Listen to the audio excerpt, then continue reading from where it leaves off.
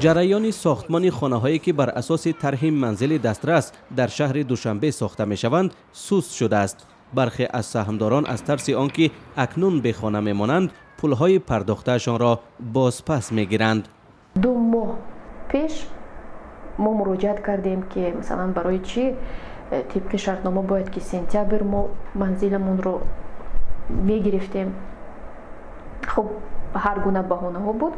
به همین خاطر ما عریضه پیشنهاد کردیم که مبلغی که ما سپردیم، مبلغ پورا نسپردگی، همون مبلغی که ما سپردیم بازپس به ما برگردونند. مسئولان شرکت منزل دسترس میگویند که اساساً کندی رشد اقتصاد و کم شدن سرمایه‌گذاری سبب تأخیر در ساختمان خانه‌ها شده است و امید دارند که سهامداران در این روزهای سخت دست آنها را رها نمی‌کنند.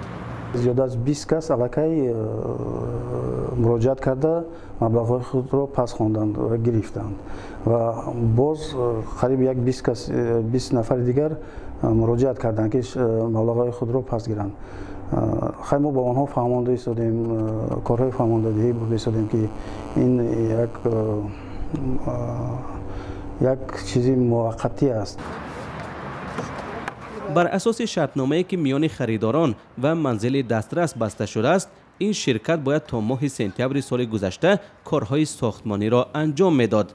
به سبب بحران احتمال روند سپردن خانه‌ها به صاحب ملکان تا آخر سال 2016 هم طول کشد. 70% خانه‌های منسوب به منزل دسترس سهامان خود را دارند. پرداخت مبلغ تدریجی بوده، سهم اولیه آن 50% ارزش عمومی خانه را تشکیل می‌کند. مبلغ باقی مانده در ماه‌های دیگر تقسیم شده، طلبگاران ماه یک بار آن را به صورت حساب بانکی کارخانه منزل دسترس می‌گذرانند. تا ماه ایون سال 2015 ما هر ماه می‌بردیم مبلغ رو پرداخت می‌کردیم. دیدیم که کار سست رفته ایستاده است و حتی بعضی آوازه ها شنیدیم که خودی همون ساختمانچیان به کارپرتایی دست زدن به خاطری که معاششون سری وقت پرداخت نمیشد. حتی 4 یا 5 ماه به فکر من خیلی آوازه ها بود که 4-5 ماه ساختمانچیان حق مزد خود را گرفتن نتوانسته ایستند. و خب البته همین آوازه ها باعث اون شد که ما کمتر خب به تهلکه انداختیم که شاید که فهم میخوریم. تأخیر در اجرای طرح باعث به ناباوری شده کارخانه ساختمانی را در حالت ناگوار قرار داده است. مبلغ گذاری سهامداران امسال در مقایسه به سال پیش کاهش یافته است. که مبلغ گذاری سهامداران که سست شده است، از کم بودن مبلغ رفتی ساختمان هم سست شدگی است.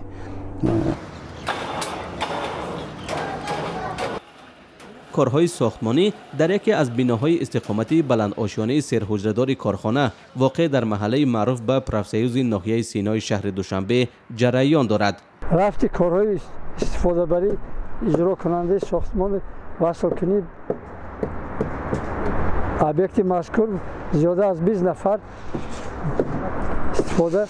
کارگرها استفاده شده ایستادند. سلام و بازم سلام به کل سامیان، به آن نفرانی که تازه درخشان آرتیق یکی از سهامداران است که 3 سال باز نمیتواند صاحب منزل شود. هرچند به گفته او در شرطنامه‌اش مهلت انجام ساختمان 1 سال و 6 ماه درج شده است. او طبق نقشه هر ماه مبلغ درکاری را به صورت حساب کارخانه منزل دسترس می سپارد. من به پول ندادن مردم باور ندارم. به خاطر هر وقتی که من منزل دسترس مبلغ می بردم، یعنی اونجا یک نفر می دیدم که مبلغ می سپارید برابر من. مبلغ های اندک نه، مبلغ های کم نه، تا 10,000 تا 5,000، بعضیشان تا 20,000 سامانی، یعنی مبلغ می سپاریدن که من شاهد زنده بودم. اینو من به چشم خودم دیدم. شهرداری دوشنبه طرح منزل دسترس را برای با خانه‌های نسبتاً ارزان تأمین کردن اهل فرهنگ و هنر، آموزگاران و طبیبان و در مجموع کارمندان بوجوی راه اندازی کرد.